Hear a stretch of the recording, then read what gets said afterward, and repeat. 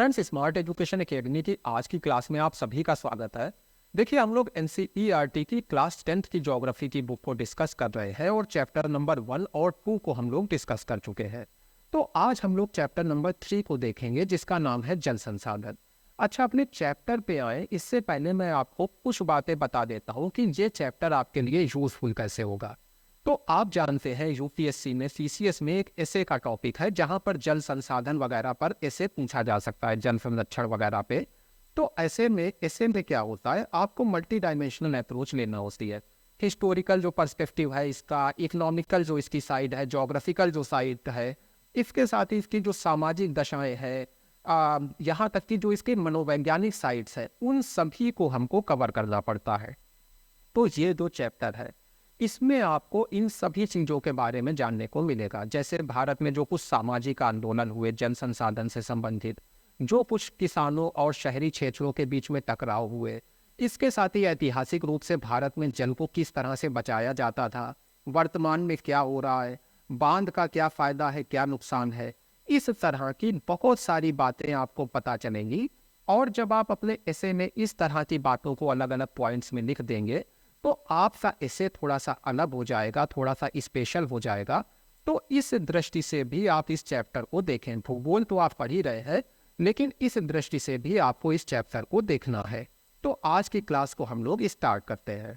देखिए, वैसे तो हमारी पृथ्वी के एक बहुत बड़े हिस्से के ऊपर लगभग 75% यानी 3/4 हिस्से के ऊपर जल फैला हुआ है। लेकिन ये सारा जल हम यूज में नहीं ला सकते, क्योंकि हम लोग जानते हैं जो समुद्र का पानी है वो खारा होता है, तो वो हमारे यूज़ के लिए नहीं है। और भी ऐसा कुछ पानी है जो हमारे यूज़ के लिए नहीं है। तो यानी कि वैसे तो जल बहुत सारा है, लेकिन मनुष्य के लिए पीने वगैरह में जो यूज़ किया जा सकता है उस जल की मात्रा कम है। हमें जल देखिए कहाँ कहाँ से मिलता है। एक तो जो आप ज़मीन से पानी निकालते हैं ट्यूबवेल वगैरह से, वो जिसको हम लोग भौम जल कहते हैं। दूसरा जो नदी है, झील है, इससे जो हमें पीने के लिए पानी मिल जाता है। तो ये जो जल है, टोटल मिलाकर के जितना भी पृथ्वी के ऊपर जल है, ये एक चक्रण से गुजरता रहता है। यानी कि ये एक खनिज का एक चक्र है। पानी इधर उधर से नदियों से झीलों में जाता है या फिर सागर में जाता है, फिर वाष्पीकृत होता है और वाष्पीकृत होने के बाद फिर इसके बादल बनते हैं।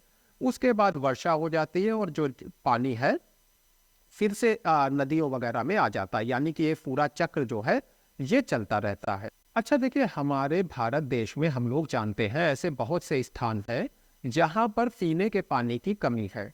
अब देखिए, कई बार तो प्राकृतिक रूप से ये कमी होती है, वहां पर पानी कम भी होता है। लेकिन इसके साथ ही ये भी हो सकता है किसी स्थान पर पानी खूब हो, यानी कि पानी का स्रोत खूब हो, लेकिन उसके बाद भी पीने के पानी की कमी हो। इसका एक कारण प्रदूषण हो सकता है कि पानी को प्रदूषित कर दिया गया है, या हो सकता है कि जनसंख्या बहुत तेजी से बढ़ रही है, जिसकी वजह से जो जल है उसका शोषण हो रहा है, यानी बहुत तेजी से इसका उपयोग किया जा रहा है। फिर हमारी जो खेती के काम है, अनाज उगाया जाता है, इसमें भी जल यूज होता है। तो खेती में भी हो सकता है बहुत सारा पानी यूज हो रहा हो, जैसे हरियाणा में है, पंजाब में है। और इन कारणों से जो ये इलाका है इसमें पानी की कमी होती जा रही हो। यानी कि हमें जो अब भविष्य है उसमें पानी को बचाने के लिए जो खेती की टेक्निक्स वगैरह है उसमें चेंजेस करने होंगे। कैसे करने हैं वो आगे आगे अभी हम लोग देखेंगे। अब देखिए, जहाँ पर हमारे सामने एक बहुत अच्छा एग्जाम्पल है कि वाटर मैनेजमेंट क्यों जरूरी है। देखिए, अगर हम लोग इजराइल देश की बात करें तो इजराइल में औसत वार्षिक वर्षा जो है वो केवल 25 सेंटीमीटर है। केवल 25 सेंटीमीटर वर्षा होती है पूरे वर्ष में औसत। वहीं पे हमारे देश में 114 सेंटीमीटर वर्षा होती है औसत। लेकिन इसके बाद भी इजराइल देश में एक तरफ पानी की कोई कमी नहीं है, जबकि हमारे देश के बहुत से इलाके हैं जहां पर पानी की कमी है। क्यों? क्योंकि इजराइल अपने जो पानी है जो वर्षा से प्राप्त होता है और भी जो वाटर सोर्सेस है उसको मैनेज बहुत अच्छे से कर रहा है। जबकि हमारे यहाँ क्या होता है, पानी बहता है और सीधे समुद्र में चला जाता है। बहुत सारा पानी जो है सिंचाई वगैरह में यूज हो जाता है, बल्कि वेस्ट हो जाता है। तो इस वजह से जब तक हम वाटर मैनेजमेंट नहीं करेंगे तब तक अधिक पानी होने के बाद भी हमारे देश की स्थिति सही नहीं हो पाएगी। अच्छा, देखिए, दो और ऐसे फैक्टर है जिसकी वजह से हमारे देश में जल की लगातार कमी होती जा रही है। एक तो हमारे देश में उद्योग लगातार बढ़ते गए हैं और बढ़ते ही अभी जाएंगे। तो जब उद्योग बढ़ेंगे तो ये उद्योगों को चलाने के लिए बिजली चाहिए होगी। और हमारे देश में जो टोटल बिजली बनाई जाती है उसका 22% हिस्सा जल विद्युत है, यानी बांध वगैरह के माध्यम से बनाई जाती है। तो भारी मात्रा में पानी को रोका जाता है बांध में, जिससे कि बिजली बनाई जा सके। एक तो ये हो गया। दूसरा, शहरी क्षेत्रों में आबादी बढ़ रही है। आप देखिए लगातार गांव से शहरों की ओर लोग जा रहे हैं। तो अब जब शहरों में लोग जाते हैं तो पानी की जरूरत होती है, तो वो इस तरह के जो नलकूप है, जिसको आम भाषा में हम लोग मोटर कहते हैं, इसको लोग अपने घरों में लगाते हैं। और इसकी वजह से जो जमीन के अंदर का पानी है वो तेजी से कम हो रहा है, क्योंकि उसको हम लोग बाहर निकालते चले जा रहे हैं। अब देखिए, एक मुद्दा ये है कि हमारे जो जल स्रोत है, चित्र में देखिए, इसमें जाकर के सीवर लाइन गिर रही है। जो खेती की जाती है तो कीटनाशक है, उर्वरक है, ये भी बहता हुआ यहीं पे मिलता है। यानी कि जहां पर पानी उपलब्ध है उसकी भी गुणवत्ता खराब हो रही है। तो इस सब को रोकने के लिए सरकार ने एक मिशन लाया जिसका नाम है जल जीवन मिशन। ये जल जीवन मिशन का लक्ष्य क्या है कि जो गांव में रहने वाले लोग हैं, ग्रामीण क्षेत्रों में रहने वाले लोग हैं, उनके जीवन की गुणवत्ता बढ़ाई जाए, क्वालिटी ऑफ लाइफ को अच्छा किया जाए, और उसके साथ ही उनका जो जीवन यापन है उसको आसान बनाया जाए, आसानी से वो अपना जीवन व्यतीत कर सके। तो इसके लिए सरकार ने क्या कहा है कि हम पाइप के माध्यम से पानी की आपूर्ति करेंगे ग्रामीण क्षेत्रों में। और प्रति व्यक्ति कितना पानी उपलब्ध कराएंगे? प्रति व्यक्ति 55 लीटर पानी रोज हम अवेलेबल कराएंगे, यानी हर व्यक्ति को जितना आवश्यक होता है एवरेज पानी, उतना हम उपलब्ध कराएंगे। ऐसा सरकार ने लक्ष्य लेते हुए जल जीवन मिशन को लागू किया है। अच्छा देखिए, हमारा जो भारत देश है ये कृषि प्रधान देश है, यानी कि खेती मुख्य व्यवसाय है, और उसके लिए सभी को पता है कि पानी की जरूरत होगी। तो इसीलिए बहुत समय से, बहुत ही प्राचीन काल से सिंचाई के लिए हमारे देश में बांध, जलाशय, झील, इस तरह की संरचनाएं बनाई गई। अब देखिए, जो पुराने समय में संरचनाएं बनाई गई उसके कुछ उदाहरण यहाँ पर लिखे हुए हैं। अब अगर आप यूपीएससी की तैयारी कर रहे हैं, हो सकता है जल संसाधन के ऊपर ऐसे आ जाए, तो ऐसे में ये एग्जाम्पल आपकी हेल्प करेंगे कि प्राचीन काल में भारत में वाटर मैनेजमेंट कैसे होता था। तो इनको आप याद कर सकते हैं। अच्छा देखिए, जो अपने पुराने बांध होते थे उनका केवल एक उद्देश्य होता था कि पानी को रोका जाए और सिंचाई के लिए यूज किया जाए। लेकिन आज जो बांध बनते हैं वो मल्टीपर्पज होते हैं, बहुउद्देशीय परियोजनाएं कहलाती है। यानी कि वो सिंचाई के लिए वाटर तो आपको प्रोवाइड करेंगे ही, इसके साथ ही उससे विद्युत भी बनाई जाती है। घर और औद्योगिक जो उपयोग है पानी का, उसमें भी ये पानी दिया जाता है। लोगों के घर में जल आपूर्ति की जाती है, बाढ़ को नियंत्रित किया जाता है, झील वगैरह जो जलाशय बनते हैं उसका मनोरंजन में यूज किया जाता है, जैसे टिहरी वगैरह में है। तो यानी कि आज जो हमारी परियोजनाएं हैं वो मल्टीपर्पज हो गई हैं। कुछ उदाहरण देखिए, जैसे सतलज व्यास बेसिन में जो अपनी भाखड़ा नागल परियोजना है, ये जल विद्युत उत्पादन और सिंचाई दोनों के काम आती है। इसी तरह से महानदी बेसिन में जो हीराकुंड परियोजना है, ये जल संरक्षण का काम भी कर रही है, और इसके साथ ही बाढ़ नियंत्रण में ये उपयोगी है। अच्छा देखिए, हमारा भारत शुरू में हम जानते हैं जब आज़ाद हुआ तो बहुत पिछड़ा था, और इस पिछड़ेपन से निपटने में हमारे बांधों ने हमको बहुत हेल्प की। हमने बिजली वगैरह बनाई, लोग किसानों को पर्याप्त जल उपलब्ध कराया। तो हमारे जो जवाहरलाल नेहरू थे देश के पहले प्रधानमंत्री, वो बांध को आधुनिक भारत का मंदिर कहते थे, और वो मानते थे कि इन बांध की वजह से कृषि और ग्रामीण व्यवस्था है, औद्योगिकीकरण है, और जो नगरीय अर्थव्यवस्था है, ये सारे के सारे एक साथ विकास करेंगे। क्योंकि देखिए, गांव को पानी मिल जाएगा सिंचाई के लिए, उद्योगों को बिजली मिल जाएगी, नगरों को जल मिल जाएगा, तो यानी कि कुल मिला के सभी का समान रूप से विकास हो सकेगा। ऐसा जवाहरलाल नेहरू का इन परियोजनाओं के बारे में दृष्टिकोण था। अच्छा देखिए, बांध की एक शॉर्ट परिभाषा दी गई है जिसे समझ लेते हैं। बांध देखिए कुछ नहीं, बस बेसिकली एक तरह से बाधा है। और किसके रास्ते में बाधा है? पानी के रास्ते में। ये पानी का रास्ता रोक सकता है, या उसके बहाव को धीमा कर सकता है, या पानी का रास्ता बदल सकता है। अब देखिए, ये बाधा जब खड़ी की जाती है, बांध बनाया जाता है, तो पीछे एक जलाशय बन जाता है। जैसा यहाँ चित्र में आपको दिख रहा होगा, पीछे आपको एक झील जैसी, जलाशय जैसा दिख रहा है। तो ये जो जलाशय है, बेसिकली इसमें पानी रुकता है और उसके बाद बांध से बाहर आता है।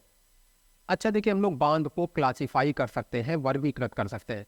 कच्चा बांध हो सकता है, पक्का बांध हो सकता है, या तटबंध बांध हो सकता है, यानी लकड़ी का बांध, तटबंध बांध और पक्का बांध, इस रूप में हम इसको डिवाइड कर सकते हैं। ऊंचाई वगैरह के आधार पे भी बांध को हम लोग डिवाइड कर सकते हैं। जैसे मुख्य बांध हो गया, इसके साथ ही मध्यम बांध है, उच्च बांध है। तो इस तरह से ऊंचाई के आधार पे इसे हम लोग डिवाइड कर सकते हैं अलग अलग टाइप्स में। अच्छा देखिए, ऐसा भी नहीं है कि बांध बनाने से केवल लाभ ही लाभ है। देखिए थोड़ा समझते हैं। एक नदी तेजी से बह रही है, इसके साथ कंकड़ पत्थर बह रहे हैं, बालू बह रही है। आपने क्या किया, इसका रास्ता रोक दिया। आपने नदी का रास्ता रोका तो ये कंकड़ पत्थर बालू जो है ये बहना बंद हो गए। अब क्या होगा, ये नदी में जमा होने लगेंगे। जब नदी में जमा होने लगेंगे तो जो नदी की सतह है वो चट्टानी होने लगेगी, यानी उसमें कंकड़ वगैरह जमा हो जाएंगे। अब जब कंकड़ वगैरह जमा हो जाएंगे तो पेड़ पौधे कैसे उगेंगे नदी के अंदर? और जब ये पेड़ पौधे नहीं होंगे तो जो उस नदी के अंदर के जीव जंतु है उनको पर्याप्त आहार नहीं मिल पाएगा। दूसरी समस्या क्या है, आपने बांध बनाने के लिए नदी को कई पार्ट में डिवाइड कर दिया। अब क्या है, हमारे जो जीव जंतु है ये अपने अंडे वगैरह देने के समय नदी के एक हिस्से से दूसरे हिस्से में जाते हैं। अब ये रास्ता इनका बंद होने लगता है तो दूसरी समस्या आ गई, यानी जलीय जीव जंतु कम होने लगेंगे। इसके साथ एक बहुत बड़ी समस्या क्या है, आप जब बांध बनाएंगे, पानी को रोकेंगे, तो वो पानी कहीं तो जाएगा। तो वो पानी आसपास के इलाकों में फैलता है, जिसे हम लोगों ने कहा जलाशय बन जाता है। अब ये जहाँ पे पानी फैलेगा उस इलाके में जितना पेड़ पौधा है सब डूब जाएगा, जितनी छोटी छोटी वनस्पति है डूब जाएगी। और लंबे समय में क्या होगा, अपघटित हो जाएगी, एक तरह से कह लीजिए नष्ट हो जाएगी। तो ये भी एक बहुत बड़ा समस्या है बांध की। इसके साथ ही देखिए कुछ आंदोलन देखने को मिले हमारे देश में, जैसे नर्मदा बचाओ आंदोलन, टिहरी बांध आंदोलन।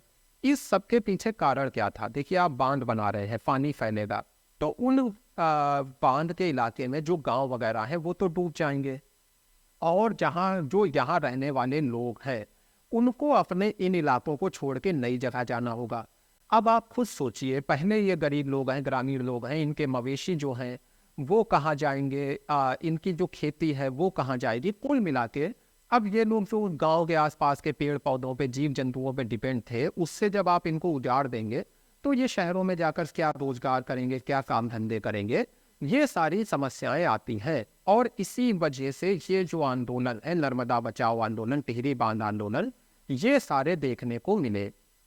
इसके साथ ही देखिए एक चीज क्या है, बांध की वजह से फसल प्रारूप बदल जाते हैं। अब क्या है, आपको पर्याप्त सिंचाई के लिए पानी उपलब्ध हो गया। पहले आप ज्वार बाजरा उगाते थे, लेकिन अब पानी खूब है तो आप गन्ने की खेती करने लगे।